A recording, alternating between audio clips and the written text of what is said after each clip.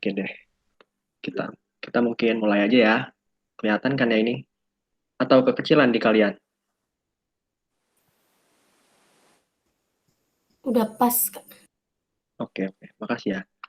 Oke, di sini hari ini aku bakal ngebahas kira-kira 20 nomor soal pengetahuan kuantitatif UTBK 2019.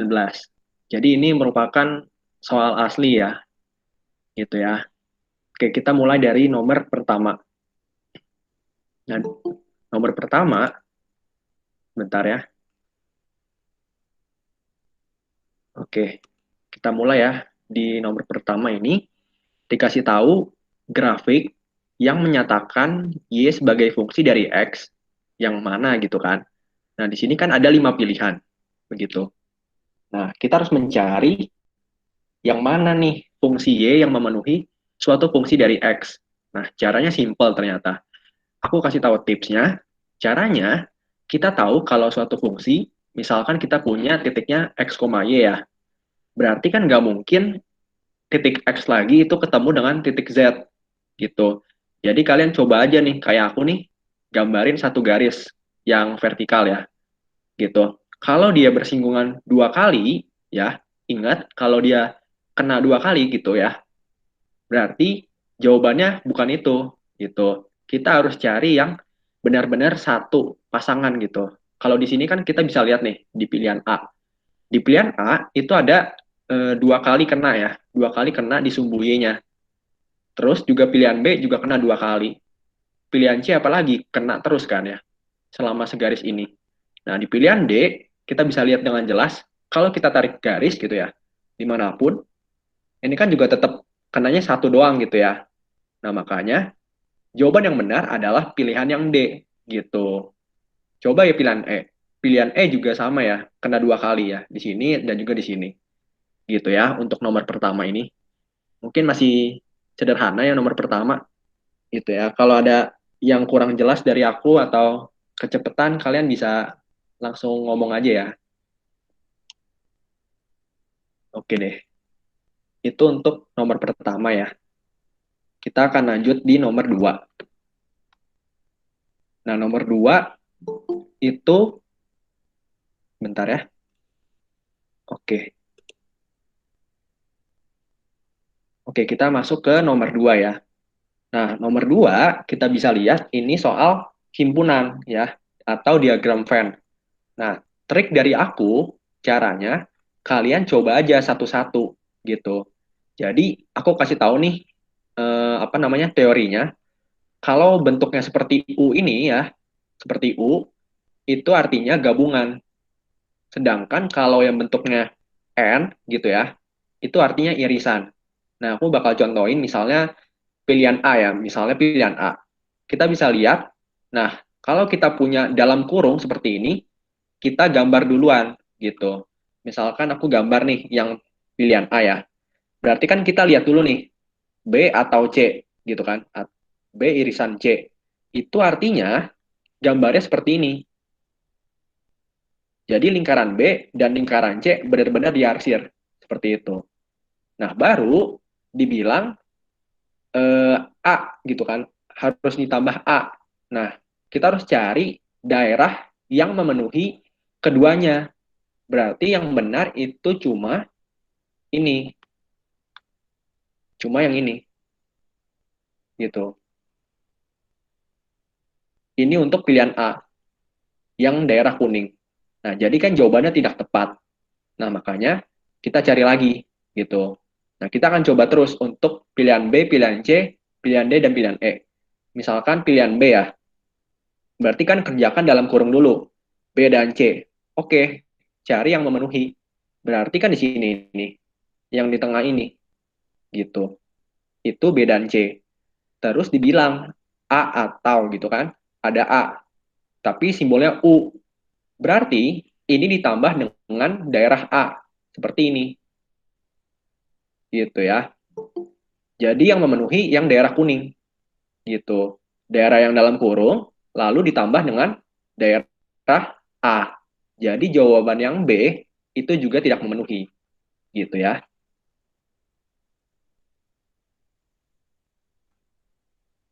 Oke ya. Nah, kita coba lihat pilihan C. Kita coba lihat pilihan C. Nah, kenapa ini jawabannya C? Nah, kita lihat di sini kalau kita lihat A atau B. Berarti kan gambarnya ini dong. Lingkaran A dan lingkaran B. Semuanya kita arsir. Nah, dibilang dikurang C. Nah, di sini ada operasi pengurangan. Berarti artinya yang daerah C kita tidak masukkan gitu. Jadi daerahnya yang kita punya cuma yang ini, yang biru ini aja gitu. Nah, daerah yang C kita nggak boleh karena dibilang dikurang C seperti itu. Nah, makanya jawaban yang nomor 2 ini itu nomor yang pilihan C gitu ya. Nah, mungkin kalian bisa coba sendiri pilihan D atau mungkin aku contohin aja ya pilihan D gimana. Misalkan kalau pilihan D nih, nah ini kan operasinya beda ya. A dan B gitu. Kalau A dan B, berarti daerahnya ini gitu. Beda ya. Kalau A atau B sama A dan B itu beda. Lalu dikurang C. Berarti kan daerah cuma ini dong. Cuma yang ini gitu. Berarti pilihan yang delta juga salah gitu ya. Pilihan E juga pasti salah.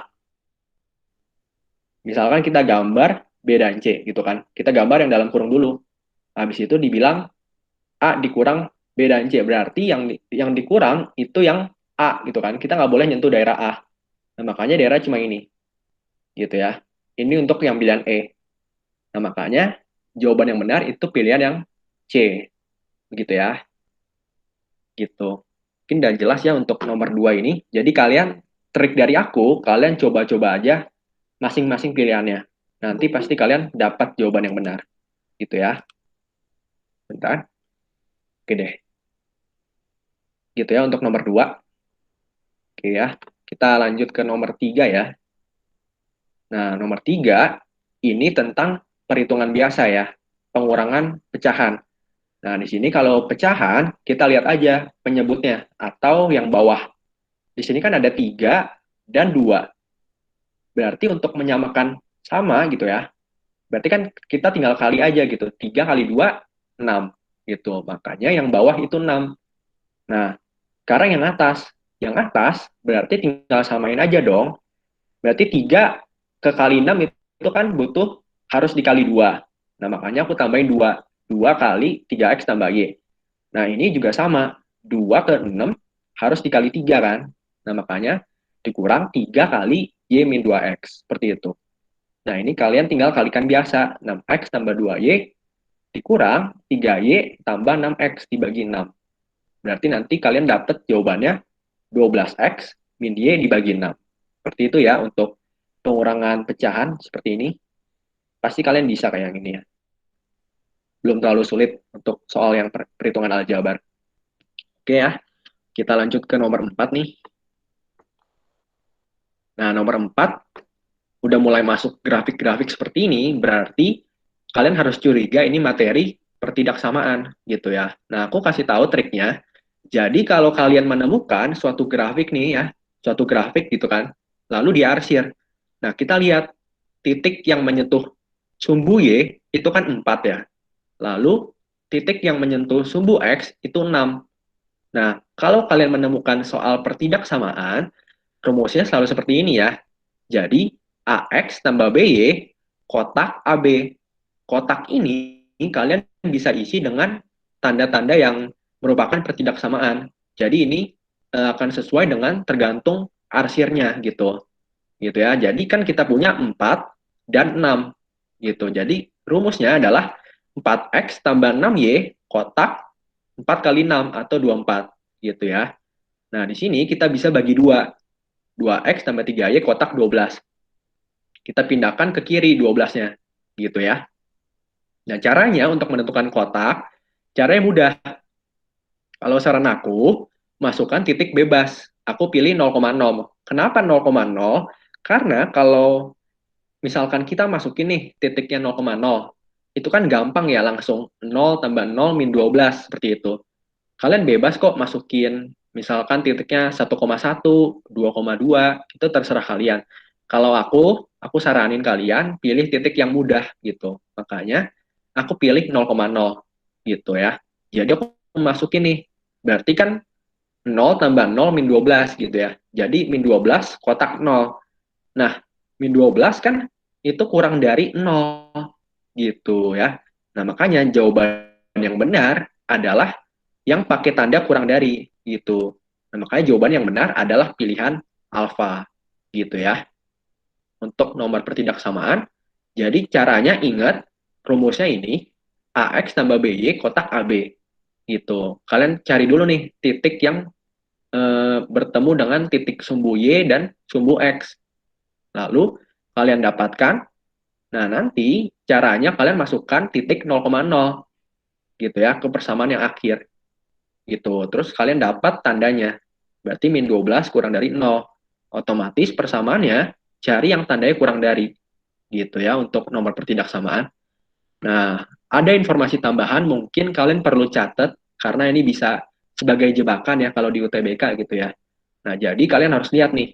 Ini kebetulan di ABCDE-nya atau di pilihannya itu nggak ada tanda sama dengan. Jadi kan semuanya itu lebih dari, kurang dari gitu ya.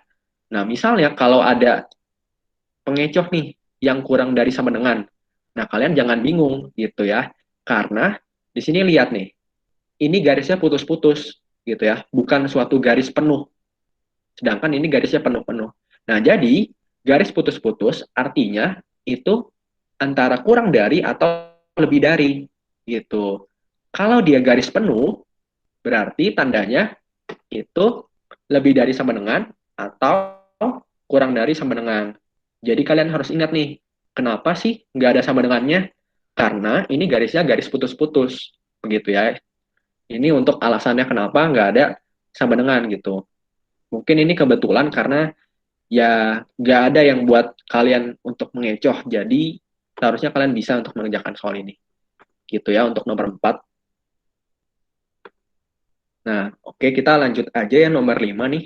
Nah, nomor 5 ini tinggal ikutin aja ya. Misalkan kalau ada operasi simbol ya, sudah dikasih tahu seperti ini gitu.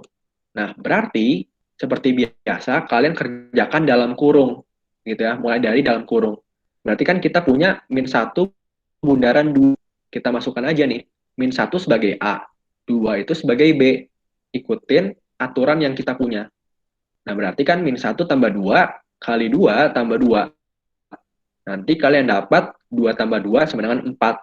Nah, ini kan yang merupakan dalam kurungnya. Nah, berarti kita tinggal cari min 2 bundaran 4 gitu. Nanti kalian dapat 10 gitu ya untuk operasi simbol. Aku rasa sih kalian pasti bisa ya untuk operasi simbol. Intinya kalian harus ikutin aturan yang dikasih pada soal. Jangan kalian buat sendiri-sendiri gitu ya. Tinggal kalian harus berhati-hati dalam menghitungnya. Jangan sampai kalau soal seperti ini kalian salah menghitung kan sangat fatal ya.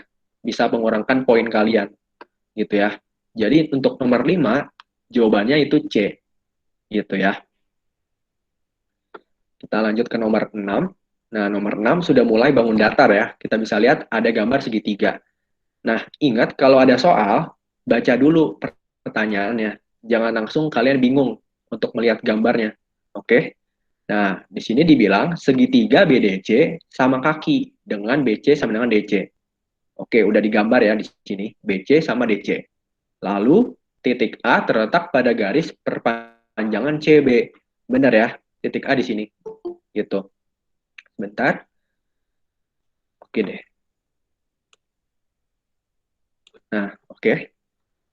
Terus, jika P sama dengan 36 derajat dan Q sama dengan 50 derajat, maka yang ditanya nilai X. Gitu. Nah, berarti yang kita punya adalah nilai P dan nilai Q. Kita tulis dulu nih, 36 sama 50. Gitu ya. Nah, caranya gimana? Caranya kita cari satu-satu nih. Berarti kan kalau Q-nya 50, ini kan segitiga sama kaki. Otomatis yang sudut yang aku warnain orange ini itu sudutnya sama gitu ya. Karena dia merupakan segitiga sama kaki gitu. Jadi caranya tinggal 180 dikurang 50. Itu kan 130 ya, dibagi 2 gitu masing-masing. Jadi 65 sama 65 gitu. Kalau kalian menemukan segitiga sama kaki, itu sudutnya akan selalu sama ya di kakinya gitu ya. Nah, berarti kan udah dapat nih sudutnya 65 sama 65. Oke, langkah selanjutnya apa? Langkah selanjutnya kalian lihat nih di garis ABC ini nih. Ini kan garisnya lurus ya. Gitu ya. Karena kan sudah dibilang nih titik A merupakan perpanjangan CB gitu. Nah, berarti ini sudut yang ini nih, sudut yang di B, titik B itu 180 derajat gitu. Mungkin kalian udah belajar di sekolah, kalau ini merupakan garis lurus, totalnya adalah 180 derajat gitu ya. Oleh karena itu, kita bisa cari sudut B, yaitu 115 gitu ya. Kita cari 115. Oke. Berarti kan udah dikasih tahu nih, P-nya itu 36 gitu. Nah, makanya kita bisa mencari nilai X dong. Karena kan kita sudah tahu nih, sudut segitiga itu 180 derajat gitu. Makanya kita bisa bilang nih, aku udah tulis ya, 180 dikurang 50 kurang 11 gitu sama dengan 29 gitu ya caranya. Jadi intinya kalian carinya tuh perlahan. Oke, mulai dari Ki gitu ya 50 derajat gitu ya. Terus ini segitiga sama kaki. Oke, berarti kita bisa tahu dong sudut ini yang orange itu sama. Berarti 65 65. Nah, terus kita lihat ini garisnya lurus. Berarti totalnya 180 derajat. Nah, kita bisa dapat sudut ABD yaitu 180 kurang 65, 115. Nah, sudut P sudah diketahui, yaitu 36. Otomatis X-nya bisa diketahui. Gitu ya, cara pengerjaan untuk soal nomor 6 ini. Nah, di sini aku kasih tahu ada dua cara sih sebenarnya. Kalian bisa pilih untuk mau cara satu atau cara dua gitu ya. Kalau cara satu di sini sama aja ya sebenarnya. Di sini kita lihat aja nih. 180 kurang sudut C kurang sudut D.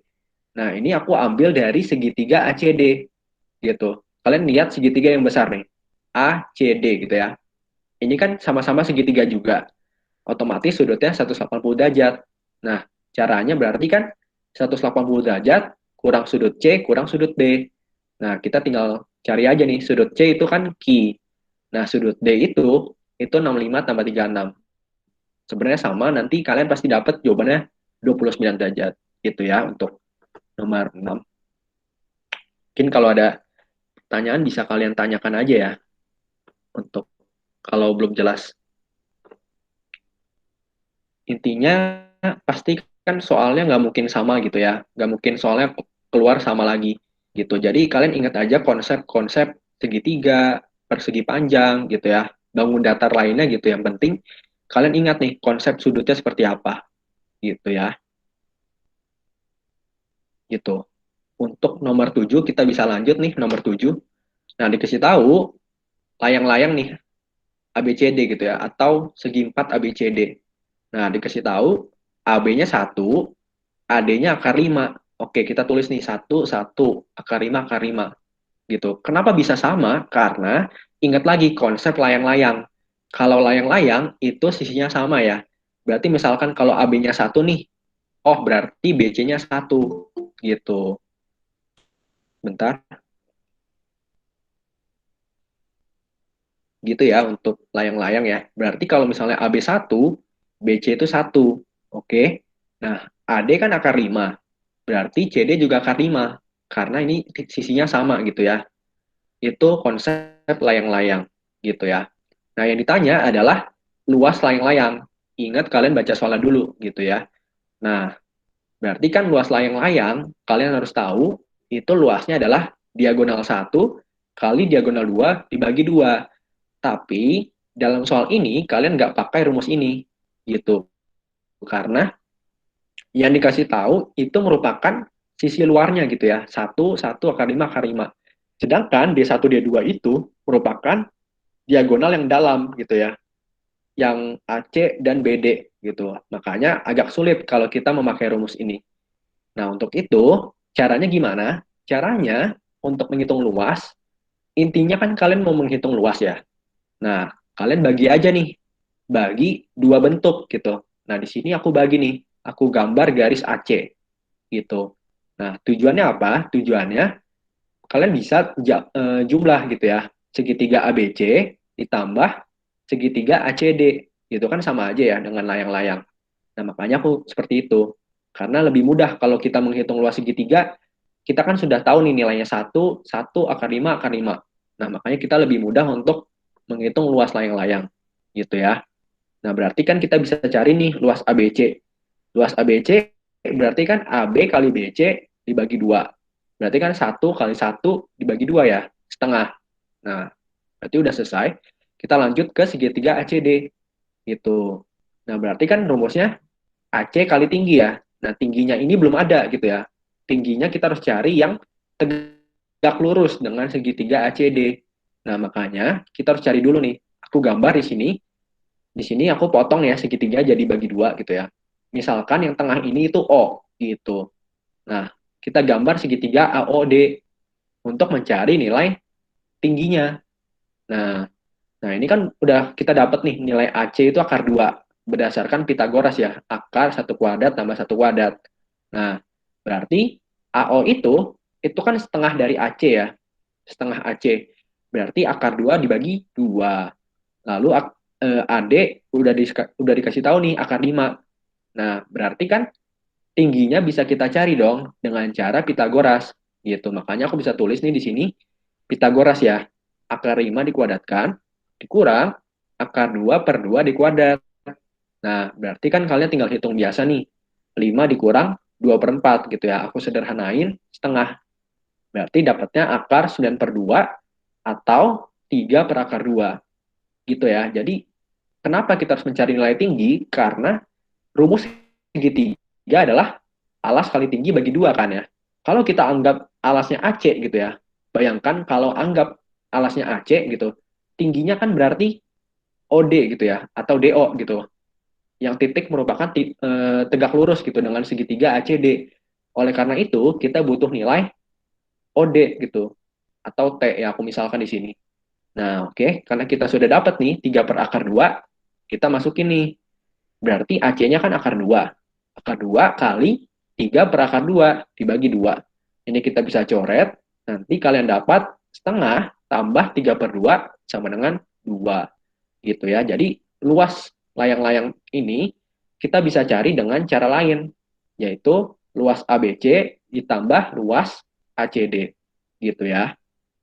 Jadi aku ajarin di sini kalau soal-soal pengetahuan kuantitatif tidak selalu harus menggunakan rumus gitu. Karena kalau rumus terus kalian bisa gimana ya? Bisa bingung gitu kalau kalian mengerjakan soal-soal yang sulit. Nah, makanya kalian bisa nih hitung dengan cara luas segitiga ABC ditambah luas segitiga ACD. Begitu ya untuk nomor 7. Gitu. Jadi jawaban yang benar adalah pilihan Bravo 2. Oke. Nah, sekarang kita lanjut ya ke nomor 8. Nah, nomor 8, kalau kita lihat nih secara sekilas, ini tentang, lagi-lagi tentang persamaan ya, atau SPL gitu ya, sistem persamaan linear. Nah, berarti kalau kita lihat nih, ada pensil, ada buku. Ya udah, kita misalkan saja pensilnya X, buku Y, supaya kita bisa menulisnya secara singkat. Oke. Nah, dibilang harga 2 pensil 5.000. Oke, berarti 2X sama dengan 5.000. Lalu harga 1 buku B rupiah, berarti Y sama dengan B. Nah, yang ditanya adalah di sini kan dibilang nih, Amir membeli 5 buku dan 10 pensil gitu. Jika ia membayar 100.000, maka jumlah uang kembaliannya berapa gitu kan. Nah, yang ditanya adalah uang kembalian gitu. Berarti kan otomatis 100.000 dikurang jumlah yang dia beli gitu. Nah, kita butuh nilai 5Y tambah 10X gitu kan. 5 buku dan 10 pensil gitu. Nah, caranya ya berdasarkan informasi yang kita punya. Ya, karena kita butuh 10X, kita kali 5 aja nih. 2X dikali 5 kan 10X. Nah, makanya kita bisa tulis 5.000 dikali 5, 25.000 gitu.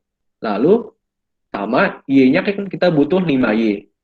Berarti kita kali 5 aja, 5B gitu. Kita tambah kan, jadi kan 25.000 tambah 5B. Nah, ini merupakan biaya dari 5 buku dan 10 pensil. Hati-hati.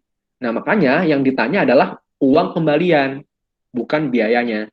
Jadi ya caranya 100.000 kurang biaya. Atau ya kalian bisa tulis nih 75.000 dikurang 5B.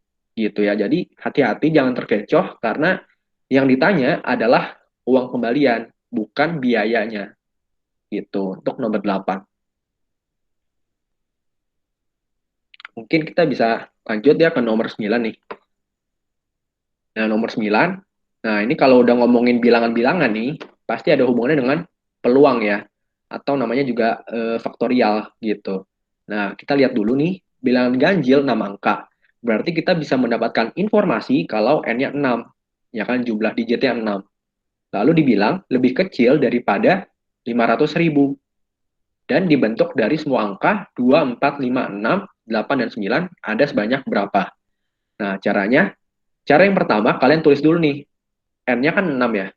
Berarti gambar dulu nih garisnya 6 kali nih. 1, 2, 3, 4, 5, 6. Oke, udah selesai. Nah, kita lihat nih. Nah, lebih kecil daripada 500.000 gitu.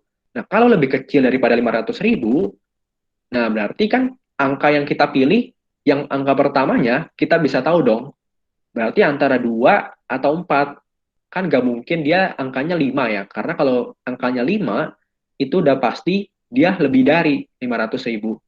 Makanya kita cuma bisa nih angkanya 2 atau 4. Nah, makanya aku tulis di sini, di atas garisnya itu 2.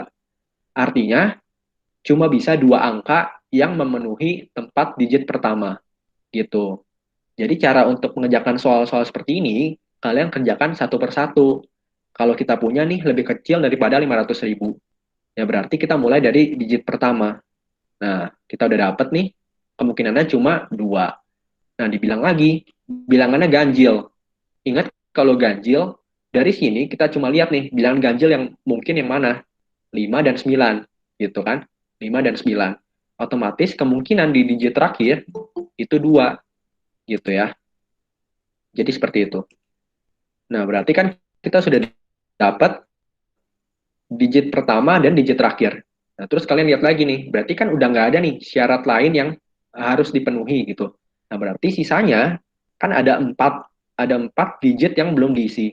Otomatis ya 4 faktorial gitu, karena ada 4 digit yang kita bisa acak kemungkinannya gitu ya. Jadi intinya, kalau kalian menemukan soal ini, ikutin syarat-syarat yang sudah ditulis pada soal. Nah, baru sisanya itu baru n faktorial gitu ya, karena sisanya 4 berarti 4 faktorial. Nah, caranya ya tinggal kalian kali. Berarti 2 dikali 4 faktorial dikali 2 gitu ya. 2 kali 24 kali 2 gitu sama dengan 96.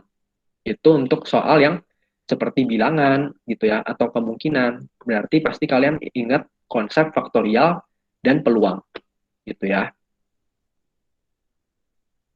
Nah, sekarang kita masuk nomor 10. Nah, nomor 10 masih peluang ya.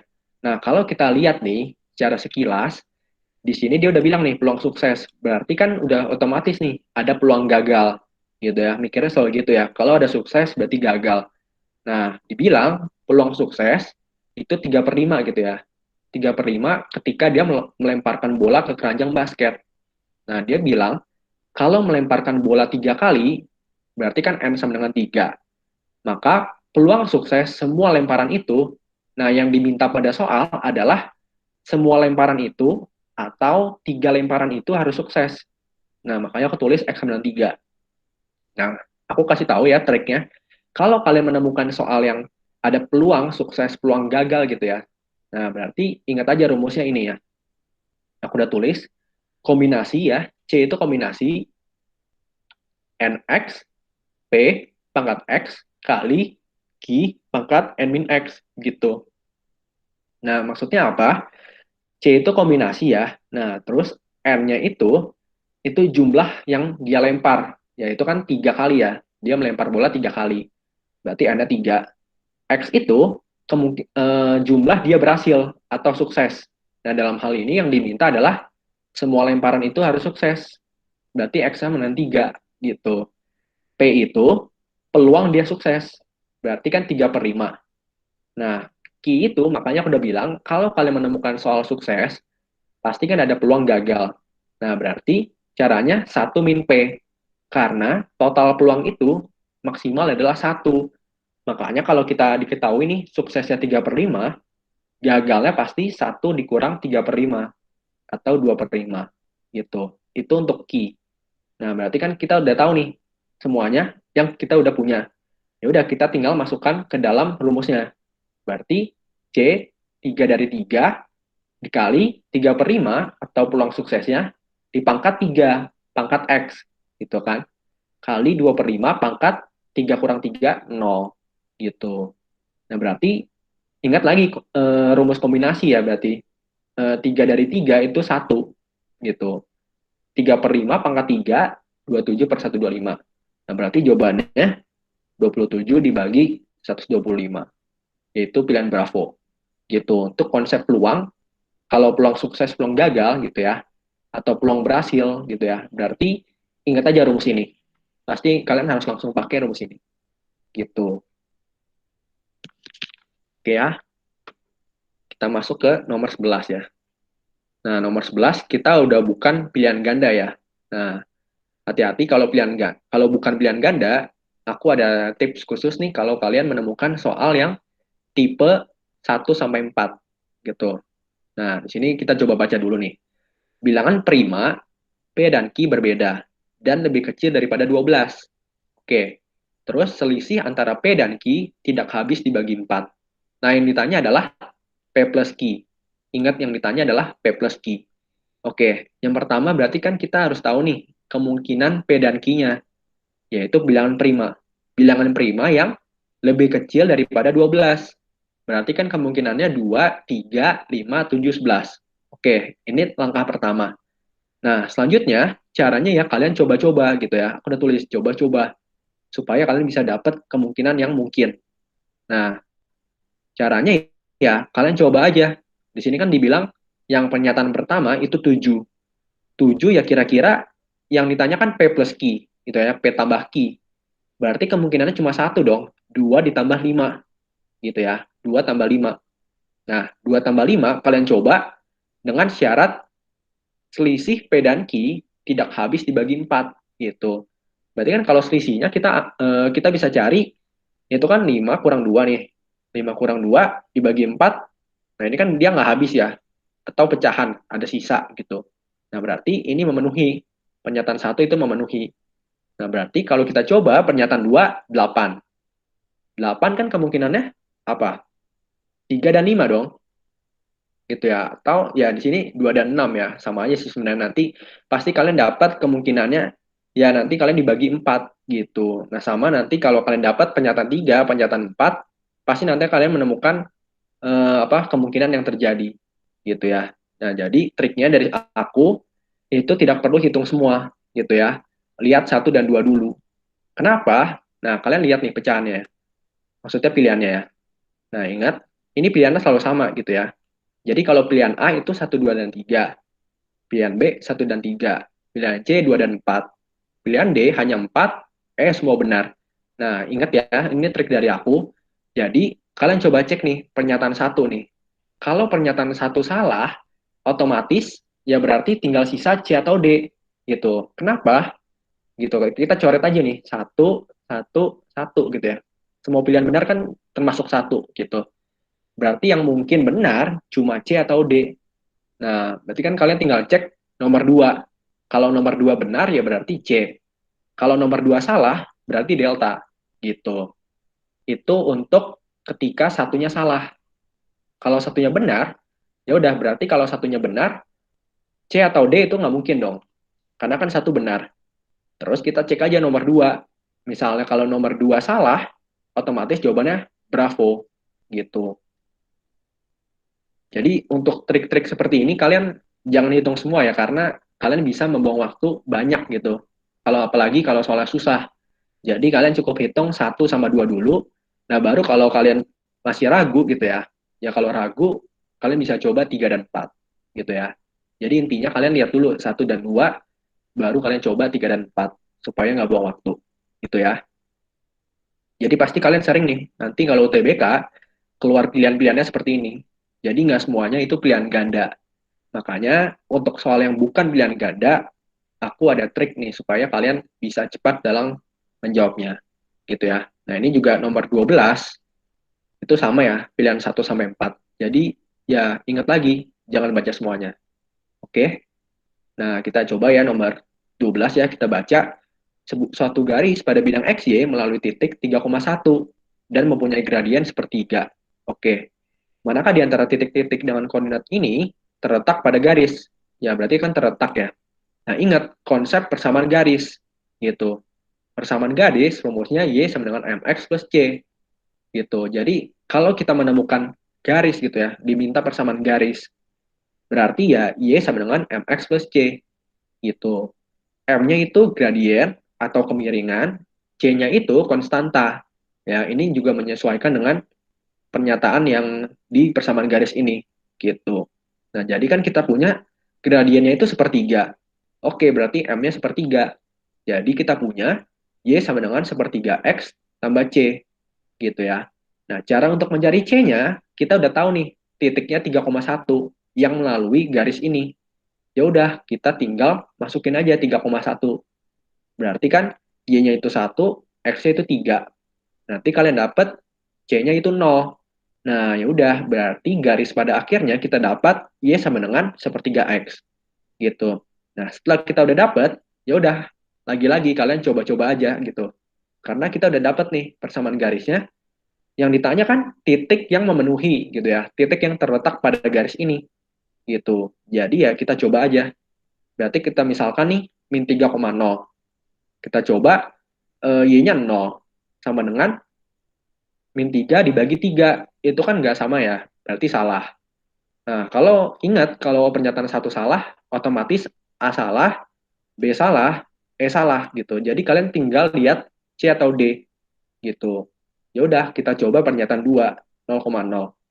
Berarti kan 0 sama dengan 0/3 ya. Ini memenuhi gitu. Nah, makanya kalau pernyataan 2 benar, otomatis jawabannya pilihan C gitu. Jadi kalian menghemat waktu nih. Kalian nggak usah coba pernyataan 3 sama pernyataan 4. Boleh sih kalian coba, misalkan aku coba ya pernyataan pernyataan 4 ya. Berarti kan Y-nya 2 ya. 2 sama dengan 6/3 berarti kan benar. Ya kan sepertiga X. Jadi memenuhi gitu. Makanya pasti memenuhi gitu. Kalau kalian nggak percaya, kalian bisa coba. Kalau waktunya tinggal sedikit, saran aku sih kalian jangan untuk membuang waktu lagi gitu. Karena lagi-lagi UTBK itu waktunya singkat dan ya jangan buang waktu di soal-soal yang kalian bisa gitu ya. Itu sih trik dari aku untuk soal pernyataan 1 sampai 4. Tuh. Jadi kita lanjut nih ke nomor 13. Nah, 13 ada suatu data ya. Data grafik. Oke, dibilang ini menyajikan jumlah seluruh siswa gitu ya, jumlah siswa perempuan pada 4 sekolah P, Q, R, dan S. Nah, yang ditanya adalah pernyataan yang benar. Nah, kalau kayak gini, kalian tinggal lihat aja nih, masing-masing dari pernyataan. Kita coba di pernyataan 1. Dibilang, rasio antara jumlah siswa perempuan dan jumlah siswa laki-laki di sekolah S lebih besar daripada sekolah R, gitu. Nah, berarti kalian lihat S sama R-nya aja, gitu kan. Kita lihat jumlah siswa perempuan sama siswa laki-laki, gitu. Ingat, di sini aku tulis nih, hati-hati, karena yang hitam itu jumlah seluruh siswa, gitu ya, bukan laki-laki. Jadi kalian hati-hati nih, kalau kalian misalnya buru-buru kan, pasti kalian anggap ini laki-laki langsung gitu. Sebenarnya enggak, karena ya, lagi-lagi, biasanya menjebak gitu kalau soal UTBK. Nah, jadi, untuk mencari laki-lakinya, berarti kan selisih antara total dan perempuan, gitu. Berarti kita coba aja nih, di sekolah S. Sekolah S berarti dia yang diminta adalah perbandingan perempuan dan laki-laki. Oke, yang perempuan kan udah tahu nih 200. Berarti kan 200 di sini. Terus dibagi, oh ya jumlah siswa laki-laki ya berarti ya. Ya di sini ya aku salah tulis ya di sini ya berarti ya. Ya kalian tinggal hitung sendiri ya nanti pasti kalian dapat itu ini memenuhi gitu ya. Itu untuk nomor 1. Jadi kalian ingat kalau rasio jumlah siswa perempuan, ingat kalau rasio itu sama aja dengan perbandingan gitu ya. Jadi kalau rasio jangan bingung, itu perbandingan artinya. Siswa perempuan dan siswa laki-laki. Ya kalau diminta S sama R, berarti kalian jangan cari P sama Q-nya ya jangan kalian lihat gitu. Karena yang diminta adalah S dan R, gitu ya. Nah, terus kita lihat pernyataan 2. Persen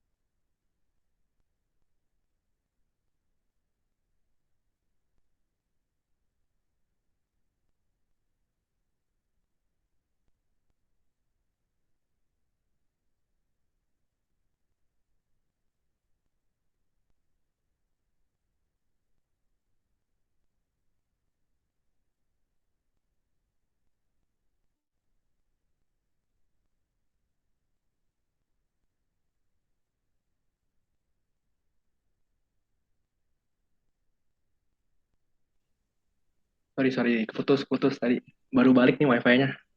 Tadi sampai mana ya? Terakhir sampai kapan sih?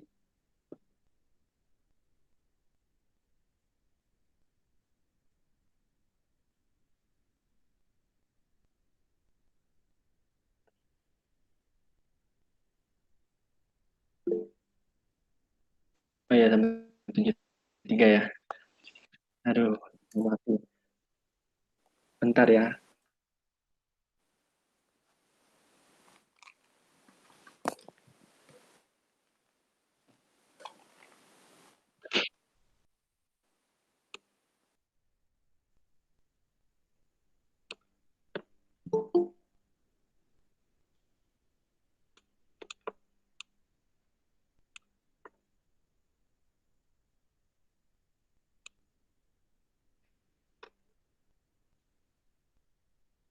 Berarti sampai ini ya, atau 73-nya udah dibahas belum? Atau udah? Belum, Kak. Oke, belum ya. Oke deh. Jadi, aku ulang aja ya dari 73 nih.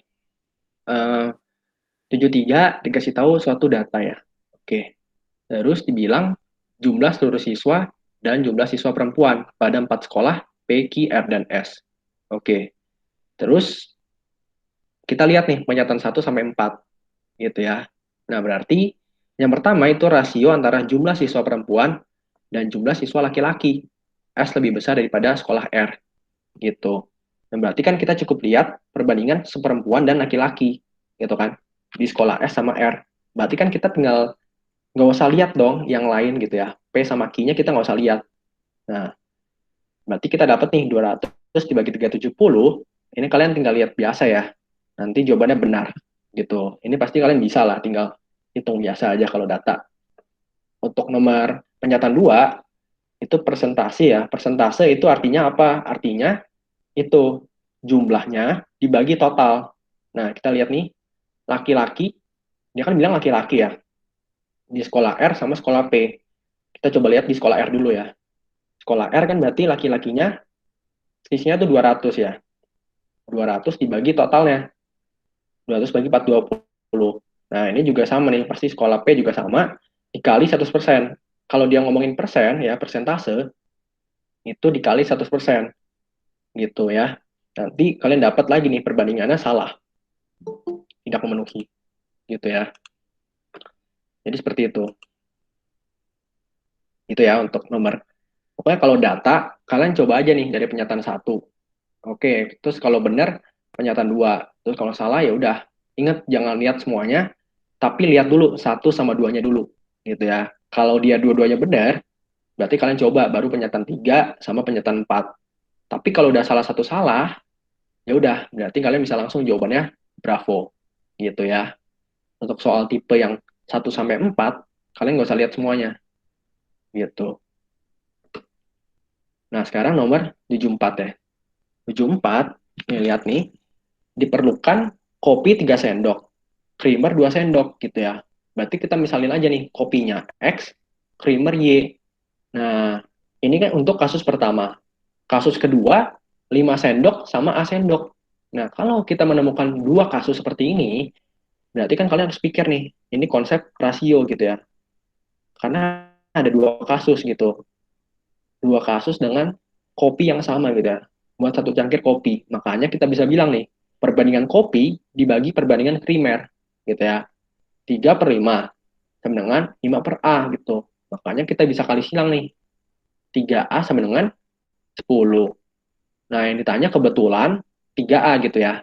Makanya langsung aja P-nya 10. Berarti P sama dengan Q. Jadi jawaban yang benar untuk nomor 14 itu C gitu ya. Jadi kalau misalnya nih kalian lihat nih ada soal yang dua kasus gini ya, kopi krimer, terus kopi krimer lagi. Ya udah, berarti kemungkinan besar caranya pakai rasio gitu ya. Ini untuk konsep nomor 14. Nah, nomor 15 kita masuk nih. Nah, kita lihat nih ada buku, ada pensil. Ya udah, kita misalin X sama Y gitu. Nah, dibilang harga satu buku dan satu pensil adalah 35.000. Berarti kan X tambah Y sebenarnya 35.000. gitu kan. Kita simpan, nah dibilang harga satu buku selisihnya ya sama sama pensil itu 5.000 gitu ya. X min Y sama dengan 5.000. Nanti kalau kalian dapat nih persamaan biasa, nanti kalian dapat 15.000 sama 20.000. Ini aku kebalik ya, Y sama dengan X-nya. Ya nggak apa-apa. Tapi yang penting nih, yang ditanya itu jumlah uang minimal ya. Minimal yang cukup untuk membeli salah satu dari buku atau pensil. Gitu ya. Minimal. Artinya minimal apa? Cari nilai yang terkecil antara X atau Y. Nah, gitu ya. Kalau kalian nggak tahu konsep ini, mungkin kan kalian anggapnya 20.000 ya. Tapi sebenarnya enggak loh. Jawabannya yang paling kecil, yaitu 15.000. Karena X-nya lebih kecil loh dari Y. Nah, jadi jawabannya itu 20.000 lebih dari 15.000. Atau pilihan alfa. Gitu ya. Jadi ingat dulu nih, baca dulu yang ditanya apa, baru kalian nentuin jawabannya apa. Gitu. Nah, sekarang nomor 16 ya. Nah, data lagi ya, ini berhubungan dengan statistik. Oke, berarti kan median 7 bilangan, ini dari data ini adalah X. Nah, dikasih tahu, ini ada 7 nih, 7 bilangan. Otomatis X-nya kan berada di tengah. Nah, berarti kan di ketika N94, gitu ya. Nah, makanya kita urutin 4, 5, 11, X, 16, 19, 22. Nah, kita kan nggak tahu informasi lainnya. Ya udah, kita tulis 11 kurang dari X kurang dari 16. Artinya, X-nya itu berada di antara 11 sampai 16 loh. Kan kita nggak tahu nih, bisa aja 12, bisa aja 13. Nah, itu kan sama-sama memenuhi. Nah, makanya kita bisa bilang X-nya itu di antara 11 sampai 16. Karena kan kita nggak tahu yang pastinya berapa. Nah, ini untuk yang P. Nah, untuk yang Q, gitu ya. Untuk yang Q, ini kan dibilang rata-rata. Ya udah, rata-rata itu jumlah dari datanya dibagi N-nya. N-nya itu 7 bilangan gitu. Nah, kalau kita coba nih, aku ambil ketika X-nya 11 atau yang paling kecil gitu ya. Nanti kalian dapat 12 koma. Nah, ini kalau kalian menemukan seperti ini, janganlah kalian hitung ya. Karena lagi-lagi yang ditanya adalah lebih dari atau kurang dari atau sama dengan gitu ya. Makanya aku udah bilang, kalau ini hasil koma gitu ya, ya udah jangan dihitung. Anggap aja 12 koma apa gitu ya. Nah, oke, kita simpan dulu nih. Nah, untuk kasus kedua, kita coba ketika X-nya 16 atau yang paling maksimal. Tadi kan minimum.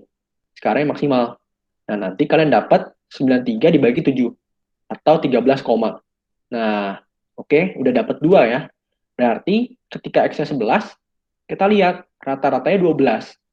Berarti kan P kurang dari Q. Oke, jangan langsung kalian jawab B gitu ya. Jangan langsung kalian jawab Bravo. Salah gitu. Karena kita lihat dulu nih kasus kedua. Ketika X-nya 16. Ketika X-nya 16 itu rata-ratanya atau X bar-nya itu 13. Ya, berarti kan 16 lebih dari 13. Atau P-nya lebih besar dari Q. Ya kan?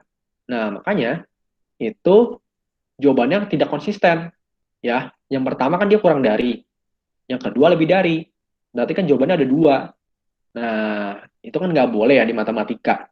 Nah, untuk itu, kalau kita menemukan soal yang tidak konsisten seperti ini, jawabannya itu delta ya, gitu ya. Karena ini ketika kurang dari, terus yang kedua lebih dari. Nah, ini kan nggak konsisten. Makanya kita anggap jawabannya delta, tidak cukup gitu ya informasinya. Kenapa tidak cukup? Karena ya kita bisa lihat nih, X-nya aja kita nggak tahu ya. Bisa aja X-nya 12, 13, 14 gitu ya. Nah, makanya informasinya tidak cukup. Nah, kita lanjut nih nomor 17. Nah, 17, nih kalau kalian lihat sekilas nih, ini kan ingat lagi nih konsep faktor ya, A kuadrat kurang B kuadrat. Nah, ini paling sering ya dipakai di konsep aljabar. Jadi kita bisa ubah menjadi A plus B kali A min B. Gitu ya. Nah, kita bisa ubah nih. 1 min X pangkat 4 bisa ubah menjadi 11 X kuadrat kali 1 min X kuadrat. Kita coret ya. Nah, udah. Nanti kita simpan. Nah, terus Q-nya kan 12X. Nah, dikasih tahu X-nya ingat syaratnya X-nya harus lebih dari 2. Nih, misalnya kalau kalian nih nggak baca syaratnya, berarti kan kita coba X sama dengan 1 gitu. Nah, kalau X sama dengan 1, itu P kurang dari Q. Nah, kalau X-nya 10, P-nya lebih dari Q.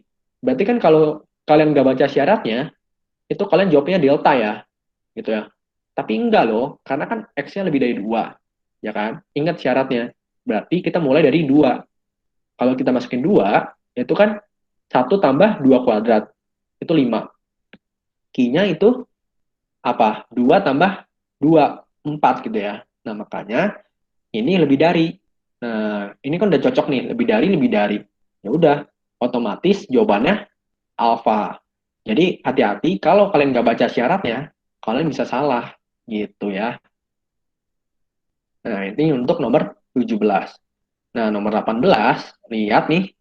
Nah, ini kalau kalian benar-benar nemu bentuk sama nih, sama seperti ini, ingat cara mencari jarak E ke alas ya, jarak E dari AB gitu. Kita misalkan X, itu jaraknya adalah A kali B dibagi A tambah B. Nah, jadi bisa dibilang soal seperti ini tuh soal bonus ya.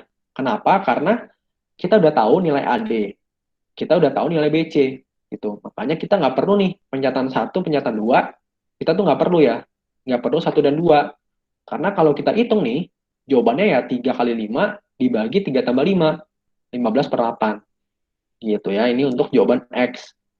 Nah, kalau nggak percaya, kalian coba aja nih hitung sendiri. Nih, yang kita tahu kan segitiga AEB ya. Ini bakal panjang ya kalau kalian hitung ya. Nanti ujung-ujungnya kalian dapat X sama dengan 15 per 8. Tapi nggak apa-apa, aku coba contohin. Nah, di sini kan luas AEB itu 12. Berarti rumus segitiga apa? AB kali EF ya, alas kali tinggi dibagi 2. Berarti kan 24 sama dengan AB kali EF. Kita simpen nih. Nah, kalau kalian menemukan segitiga-segitiga seperti ini, pasti kalian kepikiran loh dengan rasio dong. Perbandingan segitiga. Ingat kan? Perbandingan yang sejajar. Gitu. Nah, ini dibandingkan dengan ini. Terus ini dibandingkan ini. Nah, ya udah, tinggal masukin nilainya. Nanti kalian dapat nih EF dibagi BC sama dengan AF dibagi AB. Nah, EF kali AB itu kan udah tahu nih, itu 24 kan. Makanya aku tulis nih, di sini 24. 24 dibagi BC juga diketahui, itu 5. Nah, makanya AF itu 24 per 5. Ini baru perbandingan yang pertama. Nah, yang kedua, sama, perbandingan juga gitu ya. Nah, perbandingan yang ini ya seperti ini gitu, sama gitu. Kita cuma tinggal ganti posisi segitiganya. Kalau kalian lihat nih, ini ketika pakai ABC, yang kedua segitiga ABD gitu. Nah, nanti kalian dapat AF sama dengan BF gitu ya. Nah, ingat, balik lagi ke rumus luas. 24 sama dengan AB kali EF. Nah, AB ini kalau kalian lihat, AB itu AF tambah FB gitu kan. Jumlah dari AF tambah FB. Sama aja kan. Nah, makanya aku tulis nih. Aku ganti AF tambah BF. Nah, kenapa aku ganti? Karena kita udah tahu nih, AF ini, BF ini. Nah, ya udah. Tinggal kalian ganti. Kita udah dapat nih 24 per 5 tambah 8. Nah, udah. Pasti kan otomatis kalian dapat nilai EF ya, atau X-nya. Dengan cara, ya ini, 24 dibagi 64 per 5. Terus kalian kali balik ya. Kalian naikin ke atas gitu kan, 5 per 64. Terus dibagi 8. 3 kali 5 dibagi 8. Nanti pasti hasilnya 15 per 8. Ya kan, daripada kalian buang waktu nih, cari rumus perbandingan, ya kan, sampai luas. Jawabannya juga sama gitu kan, 15 per 8. Nah, makanya ingat aja ya, soalnya ini sering nih, kalau kalian menemu bentuk ini, udah pasti rumusnya ini, A kali B bagi A tambah B, gitu ya. Nah, karena kita nggak perlu penyataan satu, penyataan dua, berarti ya jawabannya pasti delta kalau kita paksa. Yaitu penyataan satu ya cukup, penyataan dua cukup, ya kan? Karena ini jawaban yang paling mungkin ya, jawaban yang paling tepat daripada pilihan yang lain, gitu ya. Jadi kalau ada bentuk seperti ini, ya sama persis, kita selalu pakai rumus ini, gitu ya. Ingat aja rumus ini. Nah, nomor 19, gitu ya. Lagi-lagi konsep segitiga. Nah, segitiga, hati-hati ketika coba-coba nih. Ini kan kalau kalian lihat nih, pernyataan satu sama pernyataan dua mirip ya kan? Sama sisi gitu ya. Oke, coba kita satu-satu ya. dari pernyataan satu dulu. Nah, kalau pernyataan satu bilang itu AB 9 BC 9 AC, ya kan? Berarti segitiga ABC itu sama sisi. Nah, ingat kalau segitiga sama sisi, sudut kan juga sama ya, 60 gitu ya. Otomatis X-nya 60, ini 60, ini 60 gitu. Nah, berarti kita udah dapat nih X-nya 60, ya kan? Nah, kita butuh berapakah X kurang Y? Berarti kan kita butuh Y-nya juga. Nah, ingat konsep sudut. Sudut berhadapan. Nah, kalau sudut berhadapan, ini sama ya. Kalau di sini 60, ini juga 60. Karena dia benar-benar berhadapan ya. Gitu. Otomatis Y-nya 60. Nah, berarti kan X kurang Y-nya itu 0. Gitu ya. Nah, ini untuk pernyataan satu. Tapi belum tentu berlaku ketika pernyataan dua. Gitu ya. Nggak selalu sama gitu. Misalkan kita coba ya. Pernyataan 2, DE 9 EC 9 DC gitu ya. Berarti kan ini sama nih. Nah, ini kan sama lagi. 60 derajat, 60 derajat, 60 derajat gitu ya. Nah, di sini karena berhadapan 60 derajat juga kan. Nah, hati-hati loh. Ini nggak dibilang. Ini sama kaki, ini sama sisi. Jadi nilai X ini kita nggak tahu. Kita cuma tahu nilai Y sama sudut berhadapannya. Jadi ya kita nggak tahu nih nilai X-nya. Jadi jangan ambil asumsi kalau X-nya kita tahu. Gitu ya, hati-hati. Walaupun sebenarnya mirip ya. Pernyataan satu, pernyataan dua mirip. Tapi pernyataan dua itu salah. Jadi cuma yang benar itu pernyataan satu, yaitu pilihan A. Pernyataan satu saja cukup. Gitu ya. Nah, nomor terakhir, ini nomor terakhir tentang bidang dan titik. Oke. Nah, dikasih tahu XY menyatakan koordinat pada bidang XY dengan X min Y. Tidak boleh 90. Yang artinya X min Y itu bisa dicoret. Nah, nanti mungkin aku kasih tahu kenapa sih gini. Oke. Nah, yang ditanya adalah apakah X lebih dari Y? Nah, berarti kalau kita ditanya seperti ini, kemungkinannya kan iya atau tidak gitu ya. Bukan nilainya berapa. Nah, jadi kalian nggak usah cari nih nilai X-nya berapa, nilai Y-nya berapa. Karena kita cukup cari iya atau tidak. Gitu. Kita coba pernyataan satu. Nah, kalau pernyataan satu, lihat, ini bisa difaktor loh. Gitu kan. Ingat lagi, A kuadrat kurang B kuadrat. Ya kan. Jadi, X min Y kuadrat. Sama dengan 4 kali X min Y. Nah, kita lihat nih, ada faktor yang sama. X min Y. Kita bisa coret. Tapi hati-hati.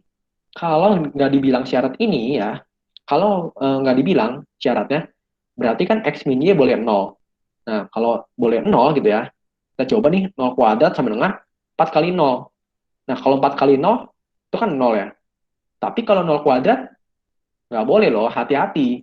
Kalau eksponen, ya, apakah apa ya, apakah X gitu ya misalnya. A itu nggak boleh sama dengan 0. Hati-hati ya. Jadi, 0 di pangkat apapun, itu nggak boleh kalau di matematika. Nah, jadi alasan penulis soal menulis itu, syaratnya, nah tujuannya ya itu. Tujuannya supaya kita bisa mencoret. Nah, kalau kita udah coret, berarti kan X min Y sama dengan 4. Berarti X sama dengan Y plus 4. Nah, karena kita nggak tahu nilai X sama Y-nya, karena kan nggak penting gitu. Kalau misalnya kita coba X-nya 1, Y-nya 1, memenuhi. X-nya minus, Y-nya minus, memenuhi juga gitu. Makanya X lebih dari Y. Jawabannya iya gitu. Jadi untuk pernyataan satu, itu cukup. Karena jawabannya iya. Nah, kita coba pernyataan dua. Itu, di sini kan kita punya nih, kita bagi dua aja nih ya. X sama dengan Y min 3. Jawabannya tidak. Gitu. Nah, ingat, ini walaupun nggak konsisten ya, kan pernyataan satu jawabannya iya, pernyataan dua jawabannya tidak. Harusnya kan jawabannya gitu ya. Enggak, hati-hati. Itu cuma berlaku ketika konsep soalnya seperti ini, seperti kuantitas P sama kuantitas Q. Karena di sini yang ditanya adalah nilainya gitu ya. Dia lebih dari atau kurang dari loh. Nah, kalau di sini misalnya nggak beda jawabannya gitu ya, kurang dari sama lebih dari. Ya udah, berarti jawabannya delta. Karena informasinya tidak cukup gitu. Karena ada dua jawaban ya. Nah, sedangkan kalau di pernyataan tadi ya, itu yang ditanya adalah apakah X lebih dari Y. Itu jawabannya bukan angka loh. Itu jawabannya iya atau tidak. Makanya hati-hati. kalau di pernyataan satu sama pernyataan dua, kalau ditanya apakah gitu ya, jawabannya iya atau tidak. Jadi jawabannya pernyataan satunya cukup, pernyataan dua cukup. Karena dia nggak bilang nilainya gitu ya untuk nomor 20. Mungkin kalau ada pertanyaan, kalian bisa tanya sih gitu ya. Itu untuk nomor 20 nomor soal pengetahuan kuantitatif. Ya, gitu ya. Kalau ada pertanyaan, kalian bisa tanyakan aja.